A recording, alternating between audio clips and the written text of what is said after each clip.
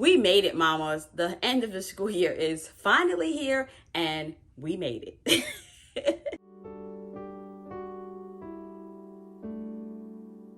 Hey, welcome back to my channel, His Love, Her Home. And if it's your first time around here, my name is Frances. Welcome to you. I am a mama who talks love, learning, and truth when it comes to homeschool and motherhood.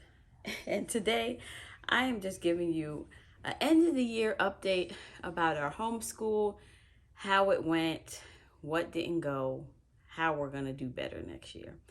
So we are almost at the end of our school year. We are still doing money, math, writing, grammar, and science.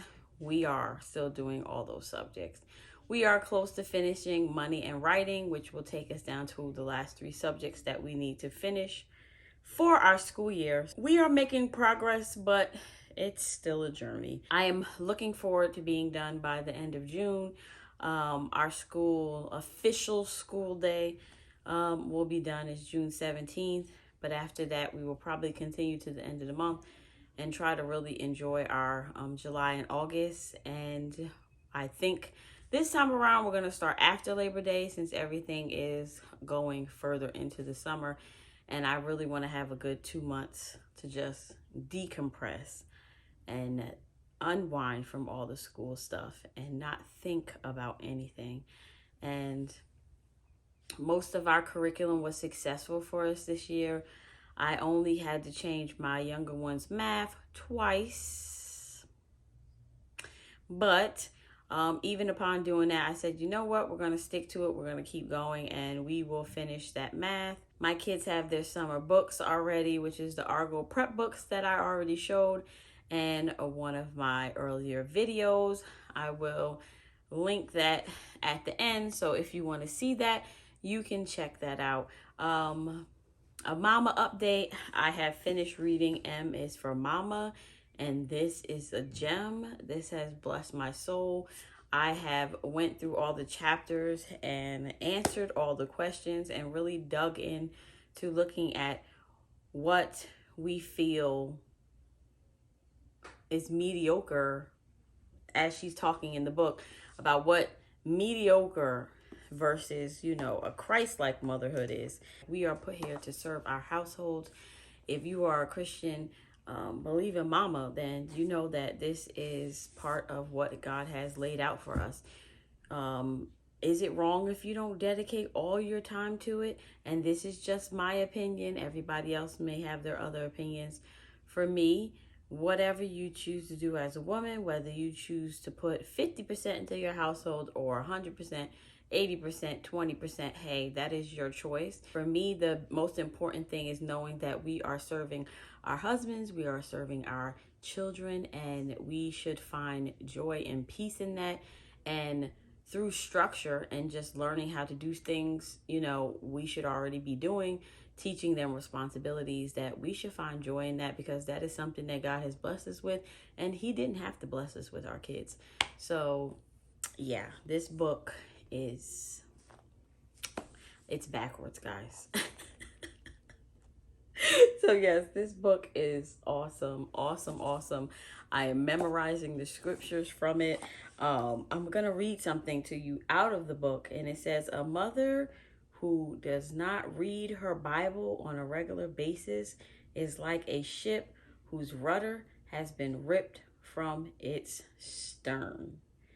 Wow. So yes, I recommend this book 100%.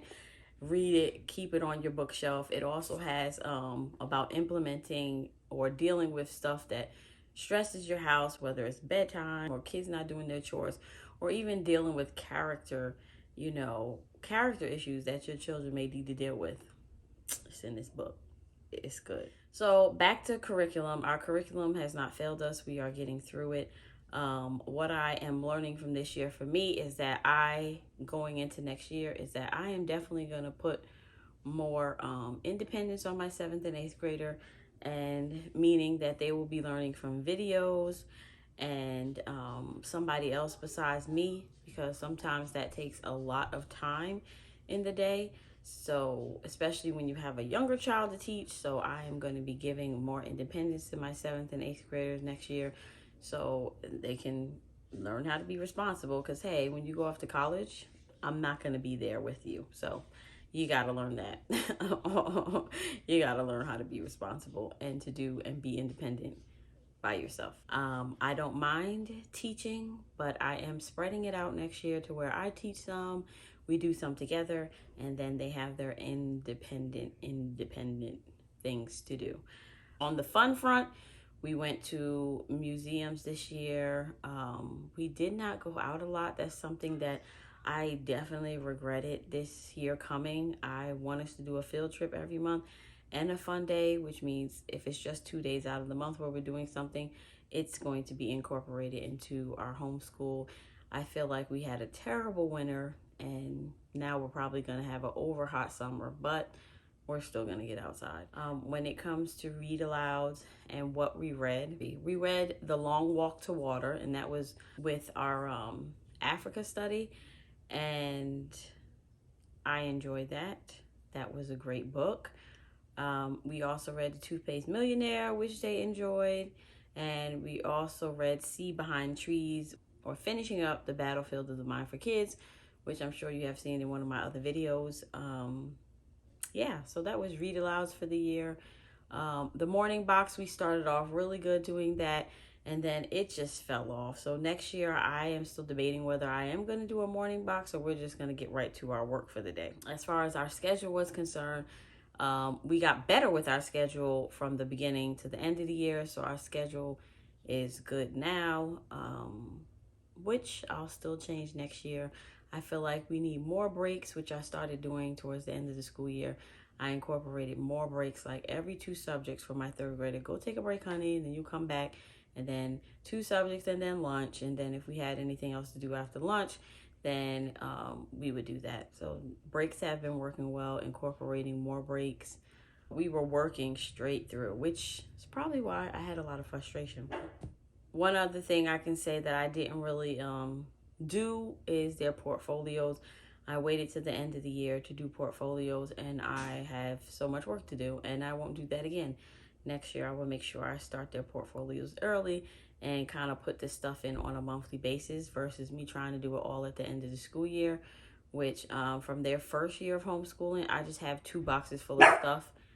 Sorry, my dog is barking.